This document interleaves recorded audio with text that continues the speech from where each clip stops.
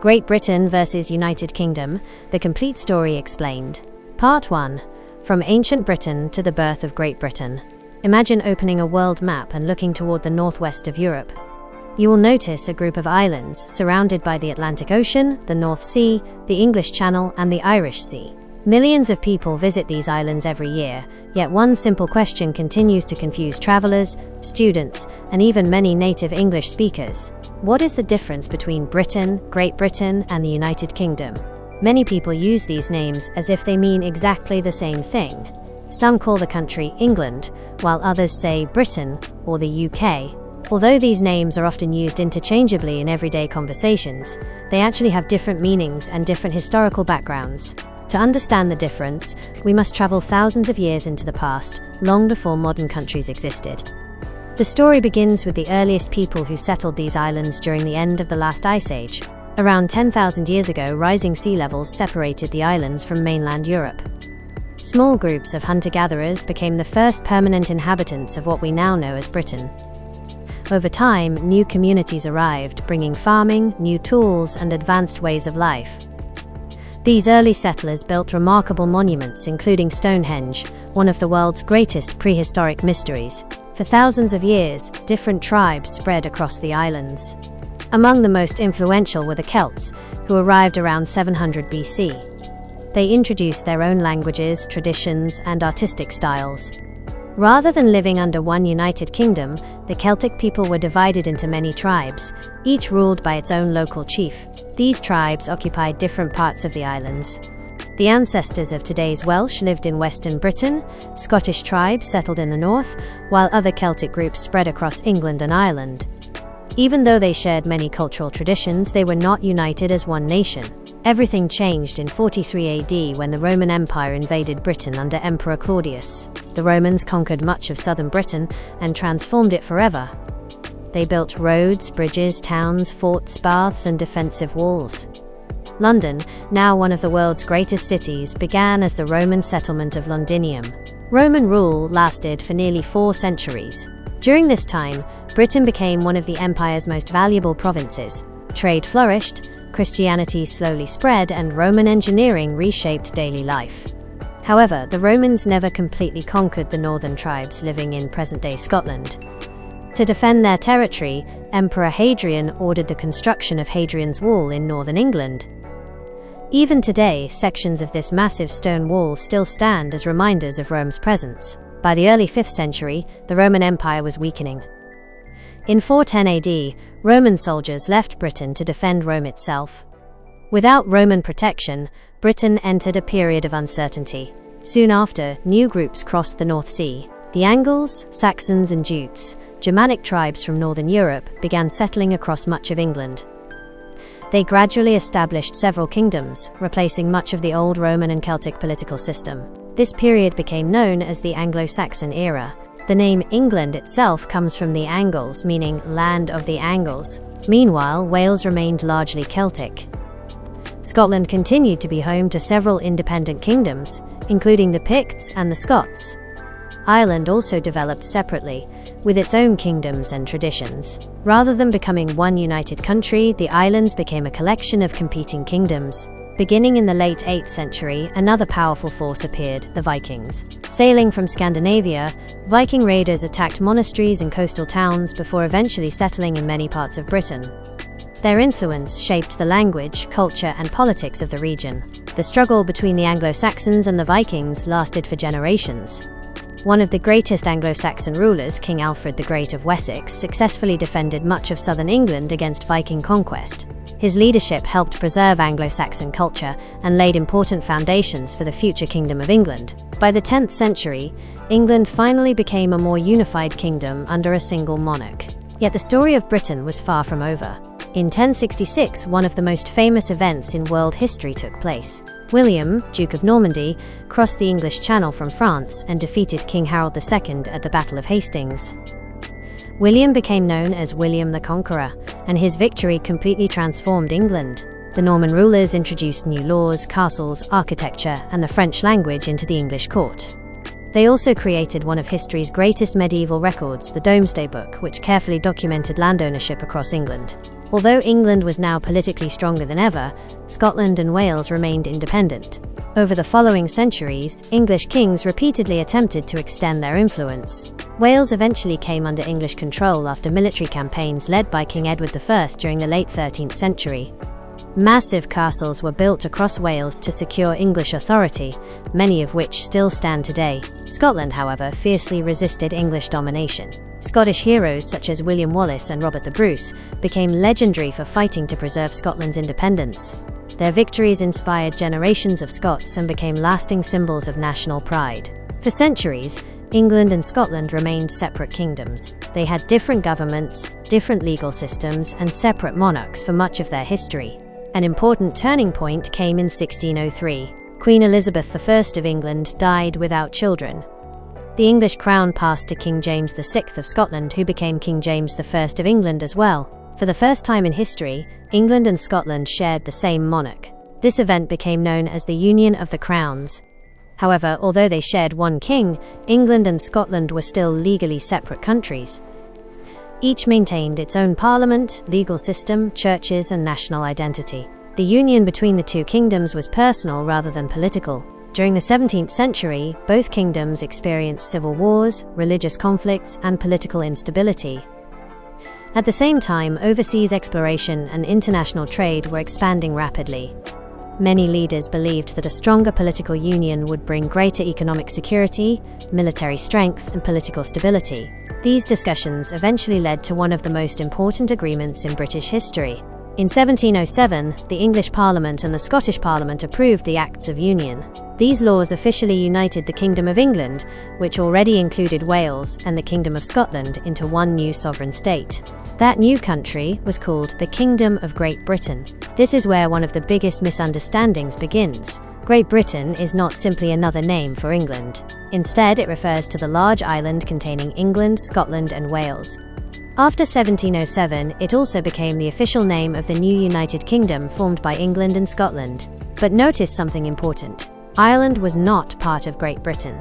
Ireland was a separate island located to the west. Although England exercised increasing political control over Ireland, it remained a different island with its own unique history, culture, and identity. Understanding this geographical difference is the key to solving one of the world's most common historical puzzles.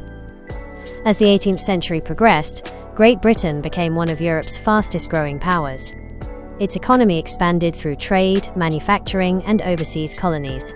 The country invested heavily in its navy, allowing British ships to travel across the globe. These developments marked the beginning of Britain's rise toward becoming the largest empire in history. However, another major change was approaching, one that would completely redefine the country's official name once again. That change involved Ireland.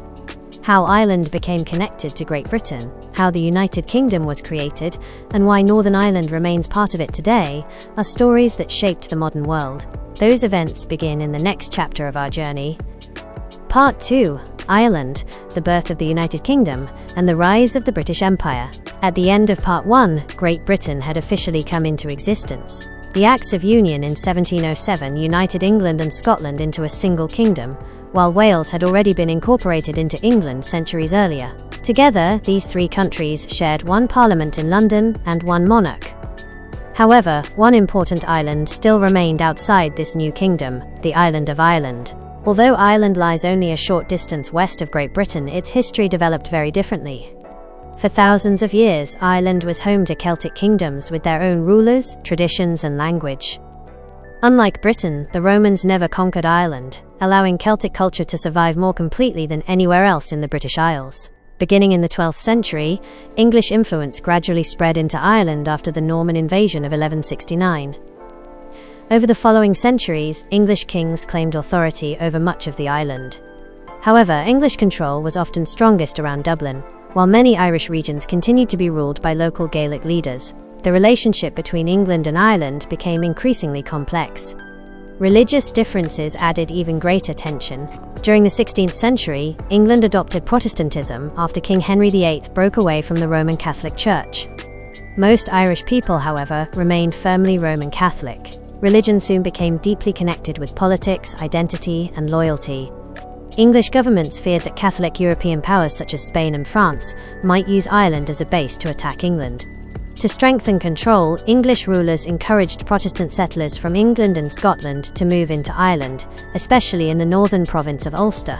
These settlements permanently changed the population of Northern Ireland. Protestant communities became larger, while many native Irish Catholics lost land and political influence.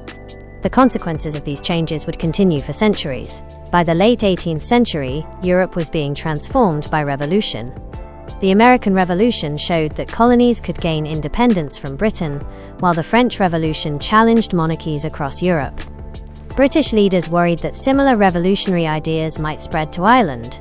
In 1798, a major Irish rebellion broke out. Although it was eventually defeated, it convinced many British politicians that closer political union was necessary. As a result, another historic agreement was passed. The Acts of Union of 1800 united the Kingdom of Great Britain with the Kingdom of Ireland. On January 1, 1801, a brand new country officially came into existence. Its name was the United Kingdom of Great Britain and Ireland. For the first time, England, Scotland, Wales and all of Ireland were ruled together under one parliament in Westminster, London. This was the birth of the United Kingdom, although its official name was longer than the one we use today. Many people today think that Great Britain and the United Kingdom have always meant the same thing. They have not. After 1801, Great Britain referred only to the large island containing England, Scotland and Wales. The United Kingdom referred to the entire country made up of Great Britain plus Ireland. Understanding this distinction is essential, because geography and politics are not always the same. While these political changes were taking place, Britain was entering one of the most extraordinary periods in human history, the Industrial Revolution. Beginning in the late 18th century, British inventors transformed manufacturing through new machines powered first by water and then by steam. Textile factories, iron production, coal mining and engineering expanded rapidly. Cities such as Manchester, Birmingham, Glasgow and Liverpool grew into major industrial centres. Railways connected towns across the country, making transportation faster than ever before. Britain became known as the workshop of the world. Industrial success also strengthened Britain's economy and military. Its powerful Royal Navy protected global trade routes and allowed Britain to establish colonies on nearly every continent. During the 19th century, the British Empire expanded dramatically. British influence reached North America, the Caribbean, Africa, Asia, Australia, New Zealand, and countless islands across the world's oceans. At its greatest extent, the British Empire covered nearly 1/4 of Earth's land surface and ruled over hundreds of millions of people. People often said, "The sun never sets on the British Empire." This famous expression meant that somewhere in the empire the sun was always shining because British territories stretched around the globe. Among Britain's most important colonies was India. Often called the jewel in the crown, India became one of the empire's richest and most valuable possessions. British influence also expanded across present-day Pakistan, Bangladesh, Myanmar, Malaysia, Singapore, large parts of Africa and many Pacific islands. Trade connected the empire through shipping routes that carried tea, cotton, spices, rubber, gold, coal and manufactured goods between continents. London became one of the world's financial capitals, while British universities, science, literature and engineering gained international influence. The English language spread alongside the empire, eventually becoming one of the world's most widely spoken languages. However, imperial expansion also brought conflict, exploitation and resistance. Many colonized peoples lost political independence, while local economies and cultures were often reshaped by British rule. Throughout the empire, movements for self-government and independence gradually grew stronger. Meanwhile, back in Ireland, political tensions continued to rise. Many Irish leaders wanted greater self-government, while others demanded complete independence from Britain.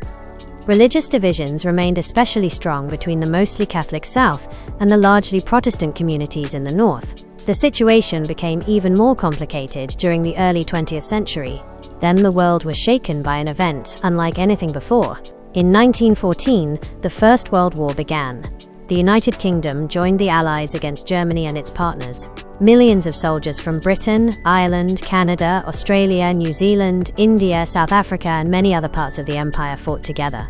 The war lasted 4 devastating years. Although the Allies achieved victory in 1918, the cost was enormous. Nearly 1 million British and Irish servicemen lost their lives, while millions more were wounded. The war also changed politics forever. In Ireland, demands for independence became even stronger. Following years of conflict, negotiations produced a major constitutional change. In 1922, most of Ireland left the United Kingdom and became the Irish Free State, which later evolved into the modern Republic of Ireland. However, 6 counties in the northeast, where Protestant Unionists formed a majority, chose to remain within the United Kingdom. These 6 counties became known as Northern Ireland. Because of this historic decision, the country's official name changed once again. From 1927 onward, it became the United Kingdom of Great Britain and Northern Ireland. This is still the country's full official name today. Now the difference becomes much clearer. Great Britain equals England plus Scotland plus Wales. United Kingdom equals England plus Scotland plus Wales plus Northern Ireland. Northern Ireland is not part of Great Britain because it is located on the island of Ireland, not on the island of Great Britain. Yet politically, Northern Ireland remains one of the 4 countries that make up the United Kingdom. This distinction continues to confuse millions of people around the world, but once you separate geography from politics, the answer becomes simple. As Europe entered the mid-20th century, another even larger conflict was approaching. The Second World War would test the United Kingdom like never before, reshape its empire and transform its place in the modern world. That remarkable story, and how today's United Kingdom functions, including Brexit, the monarchy, Parliament, and the identities of England, Scotland, Wales, and Northern Ireland, will be explored in Part 3, the final chapter of this documentary.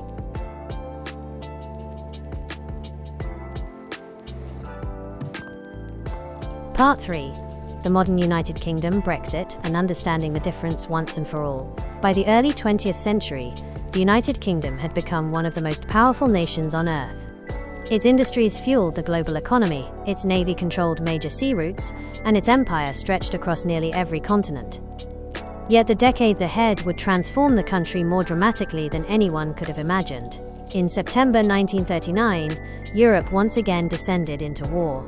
Germany, led by Adolf Hitler, invaded Poland, and Britain declared war 2 days later.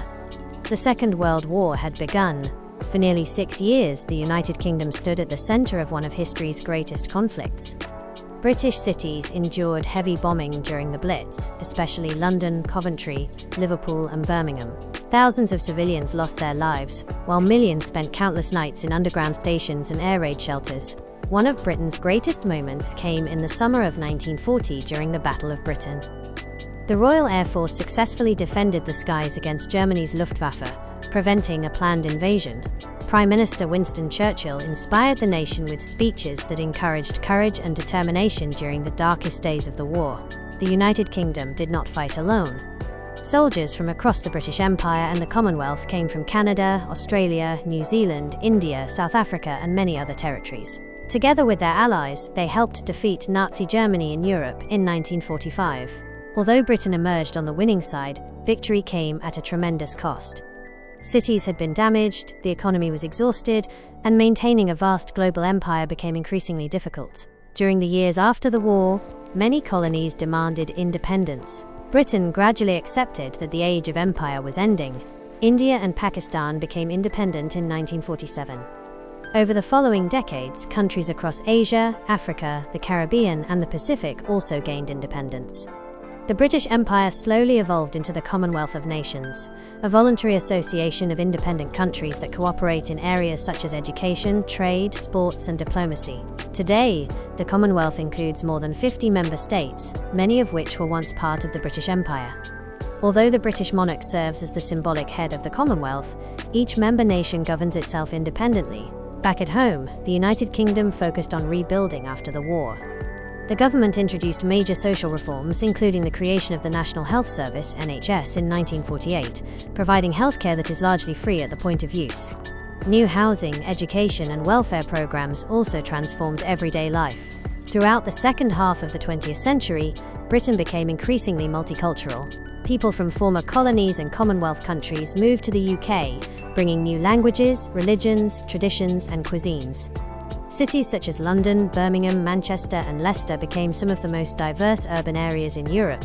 Meanwhile, another challenge remained unresolved: Northern Ireland. For decades, Northern Ireland experienced a period of violent conflict known as the Troubles.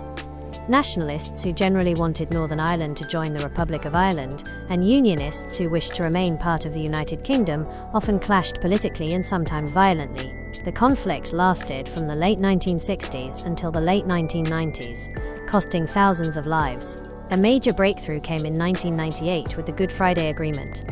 This historic peace agreement established a new political framework based on cooperation, power sharing, and democratic consent.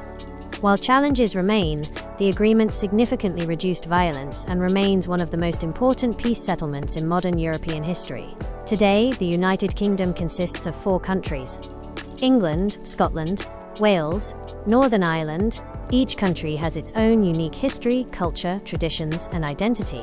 England is the largest by both population and economy. Its capital is London, which is also the capital of the entire United Kingdom. Scotland, with its capital at Edinburgh, has its own legal system, education system, and devolved parliament. Wales, whose capital is Cardiff, has its own parliament and proudly preserves the Welsh language, one of Europe's oldest living languages. Northern Ireland, with its capital at Belfast, has its own devolved assembly whenever political agreements allow it to function. Although these 4 countries share one sovereign state, they maintain distinct national identities. During many sporting events such as football, England, Scotland, Wales, and Northern Ireland compete as separate teams. However, at the Olympic Games, athletes usually compete together under Team Great Britain, commonly called Team GB, even though athletes from Northern Ireland may also choose to represent Ireland under certain sporting arrangements. One institution that has remained central throughout this long history is the British monarchy. The United Kingdom is a constitutional monarchy, meaning the monarch serves as the head of state while elected politicians govern the country. Today, the monarch performs ceremonial and constitutional duties, while executive power is exercised by the Prime Minister and Parliament. The UK Parliament meets at the Palace of Westminster in London and consists of 2 chambers, the House of Commons and the House of Lords. Members of the House of Commons are elected by the public, while the House of Lords reviews legislation and provides expert scrutiny. Another event that shaped modern Britain was Brexit. In 1973, the United Kingdom joined what later became the European Union (EU). Membership allowed easier trade, travel, and cooperation with many European countries. However, opinions about EU membership remained divided for decades. In June 2016, the UK held a nationwide referendum asking one simple question: should the United Kingdom remain in the European Union or leave? A narrow majority voted to leave. After several years of negotiations, the United Kingdom officially left the European Union on the 31st of January 2020. Brexit became one of the most significant political events in modern British history. Supporters argued that it restored greater national sovereignty and control over laws, borders, and trade policy. Critics believed it created new economic and political challenges. The debate continues today, demonstrating how democracy often involves difficult decisions and differing opinions. Now that we have reached the end of this journey, let us answer the question that has confused millions of people around the world. Britain is an informal term. In everyday conversation, many people use it to refer to the United Kingdom, although technically it may also simply refer to Great Britain depending on the context. Great Britain is the largest island in the British Isles. It contains England, Scotland, and Wales.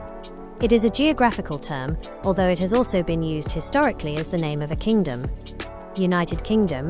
The United Kingdom, officially called the United Kingdom of Great Britain and Northern Ireland, is the sovereign country made up of England, Scotland, Wales, Northern Ireland.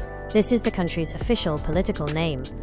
England is not the same as the United Kingdom. It is only one of the 4 countries that make up the UK, although it is the largest and most populous. This distinction explains why calling every British person English can sometimes be incorrect. Someone from Scotland is Scottish. Someone from Wales is Welsh. Someone from Northern Ireland may identify as British, Irish, or both, depending on their background and personal identity. Understanding these differences shows how geography, history, and politics have shaped the British Isles over thousands of years. From prehistoric settlers and Celtic tribes to Roman legions, Viking warriors, Norman kings, parliamentary unions, global empire, world wars, decolonization, and Brexit, every generation added another chapter to this remarkable story. The names Britain, Great Britain, and United Kingdom are more than just words on a map. They represent centuries of alliances, conflicts, cultural exchange, political change, and shared history. The next time someone asks what's the difference between Great Britain and the United Kingdom, you will know the answer. Great Britain is the island. The United Kingdom is the country. England is only one part of that country. And behind those simple definitions lies one of the most fascinating historical journeys in the world.